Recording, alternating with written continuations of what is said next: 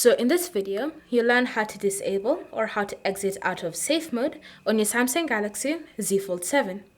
So if you're stuck in safe mode and you don't know how to exit, then this is what you're going to do. You're just going to start by navigating to the power off menu.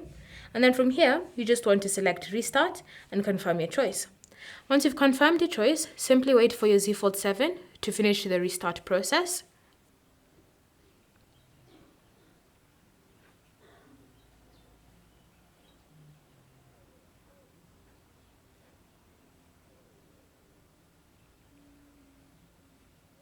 And then once it's complete, you should even see the safe mode tag has been successfully removed.